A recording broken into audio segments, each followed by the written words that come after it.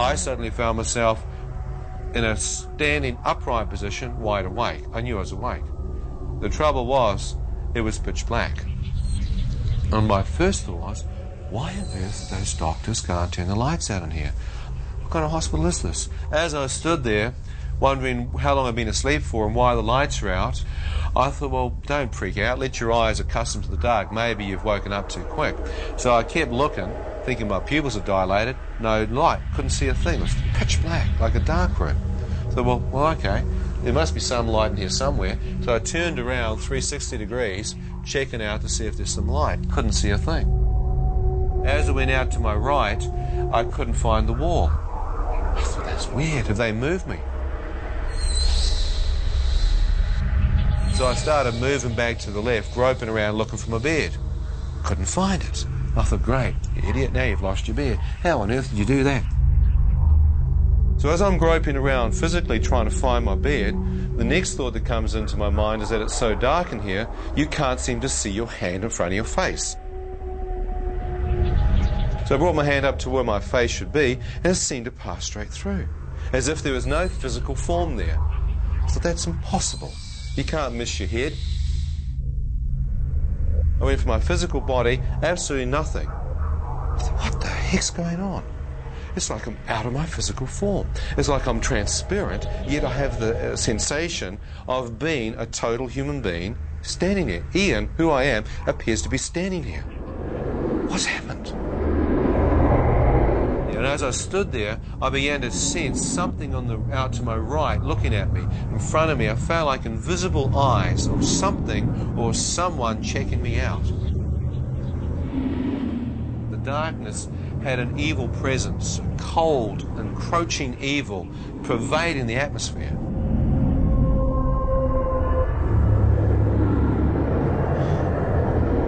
Where am I?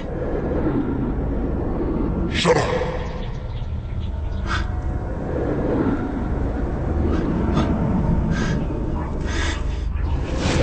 You deserve to be here. What? Deserve to be where? Hell. Now shut up.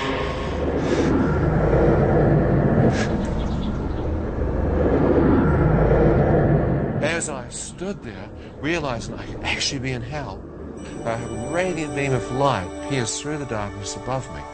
As this light touched my face, I felt an awesome presence go through me, and my entire body seemed to lift off the ground and be translated up into this light and radiance.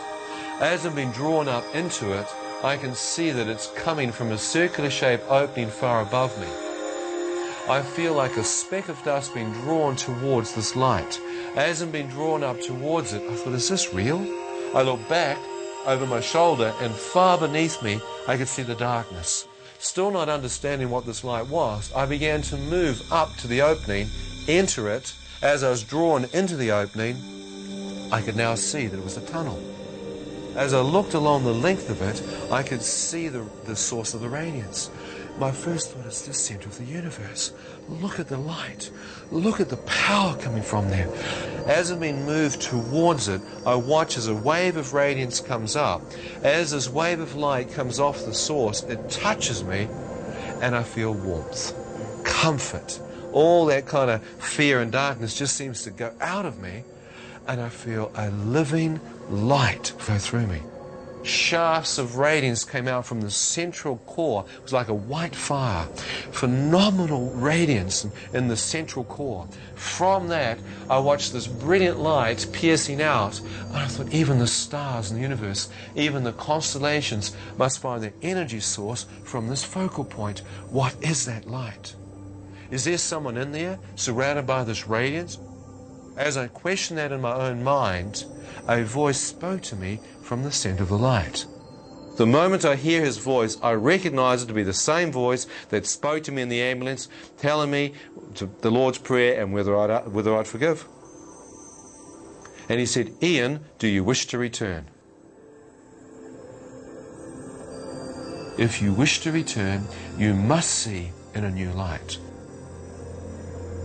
Words appeared in front of my eyes. God is light. and in him there is no darkness at all. I thought, God is light. Could that possibly be God? And in him there's no darkness at all. I've just come from darkness. Whoever this being is, he is completely separate from darkness. I see no shadow. I see no evil. Only pure white radiance. And he knows my name. Could it possibly be God that I'm standing in the presence of, talking to? I thought if it is, he must be able to see my spirit absolutely naked. He must see everything. I began to pull back. As I began to pull back towards the darkness of the tunnel, I watched a wave of radiance come off him. I expected it to touch me and literally catapult me back into the pit. But as this wave of light emanated forth off him, it moved through me, and all I got was love. The love was causing me to literally blubber. I was actually just bawling my eyes out. And I could feel an acceptance coming. I said, God, you can't love me. I've cursed you. More love. I said, I've committed all kinds of sins. I've slept around, I've taken drugs. More. As the love kept coming, I then literally divulged what I knew to be the most debauched things in my life. As the light began to open up, I became aware that standing in the center, I began to make out a man's bare feet. Around his ankles were dazzling white robes, garments.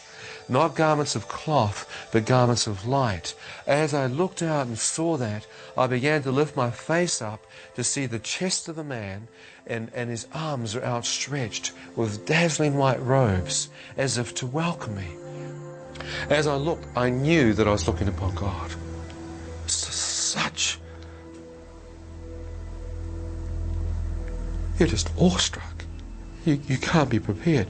You have no way you can be prepared to see this. I stood in absolute amazement. And as I looked towards his hair was white radiance.